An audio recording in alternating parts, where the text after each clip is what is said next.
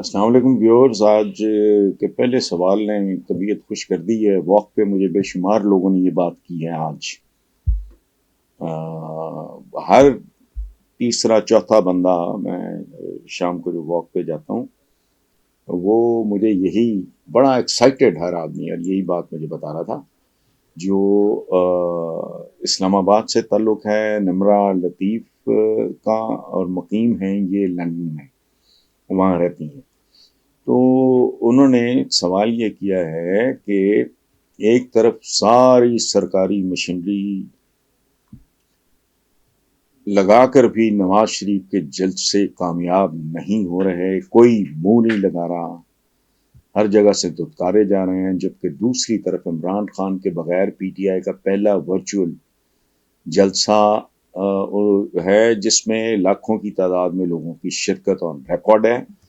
آپ اس پہ کیا کہیں گے؟ نمرہ بیٹا مجھے نہیں پتا، میرا خیال ہے عمر میں تو آپ مجھ سے چھوٹی ہوں گی، تو اللہ آپ کو سلامت رکھے۔ یہ بات میں نے جیسے میں نے پہلے ایکسپلین کیا، واک میں بے شمار لوگوں نے کی ہے، یہ ریالٹی ہے۔ میں نے اس پہ کیا کہنا ہے؟ لوگوں نے کہہ دیا، لوگوں نے مسترد کر دیا، دھتکار دیا، ہر قدم پہ لوگ یہ میسج دے رہے ہیں، ہر اعتبار سے۔ وہ جو اسپانسرڈ پورے پاکستان سے اکٹھا کر کے بعد اندازہ لگائیں کہ یہ جو ان کے وکیل ہیں، ہمارے اسی چینل پہ ان کا انٹرویو بھی ہوا تھا جو اریسٹ ہوئے، تو انہوں نے کہ ایک جلسے میں، یہ بھی مجھے لوگوں نے بتایا، میں چونکہ ٹی وی بہت کم دیکھتا ہوں، کہ انہوں نے کہا کہ وہ پتہ نہیں سیل فون جو ہے تو روشنیوں کا سیلاب آ گیا، تو وہ لوگ اس بات پہ بھی ہنس رہے تھے، مذاق اڑا رہے تھے کہ یار یہ کیا جوکر ہے، یہ باز ہی نہیں آ رہا ہے۔ بالکل ٹھیک کہا، اور مجھے خوشی ہے کہ پاکستان میں کوئی بندہ، سیاستدان تو پتہ نہیں ہے نہیں ہے، نگران وزیر اعظم، کسی بندے نے ایک منصب پہ بیٹھ کے یہ بات کی ہے، بہت یہ بت پرستی ہے۔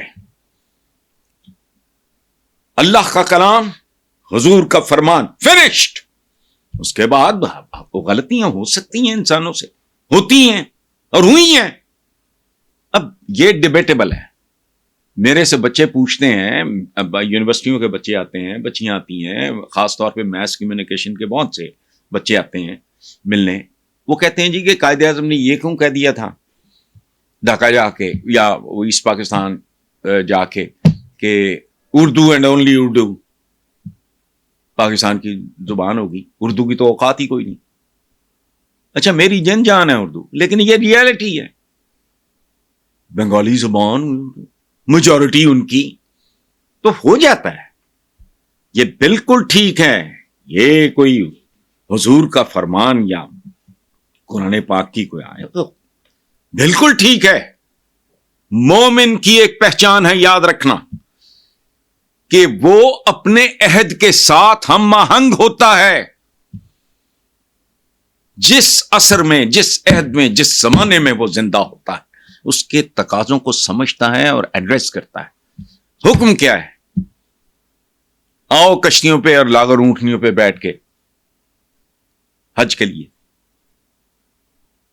اب وہ جاتا ہے لاغر اونٹنی پہ، لاغر سے یہاں مراد عربی زبان میں یہ کوئی مرن والی نہیں، سمارٹ اونٹنی، وہ کرتا ہے۔ اچھا، اقبال نے کہا تھا وہ شمشیر و سنا بل طاؤس و رباب آخر، irrelevant ہے، اس کا مطلب کچھ اور ہے۔ شمشیر کا تو زمانہ ہی نہیں ہے۔ اب شمشیر تے ہمیں پاکستان ملٹری اکیڈمی ہمیں سجاوٹ بناوٹ لی ہوتی ہے، شمشیروں کا زمانہ ہے۔ ایک ہائیڈروجن بم، کہانی ختم۔ دشت و دشت دریا بھی نہ چھوڑے، بحر ظلمات میں دوڑا دیے گھوڑے۔ بولے گھوڑا کی ہے، ان ٹانگے چلاؤ یا ریس دوڑاؤ۔ یہ سمبولک باتیں ہوتی ہیں، اور غلطی انسان سے ہو سکتی ہے، بڑے سے بڑا آدمی۔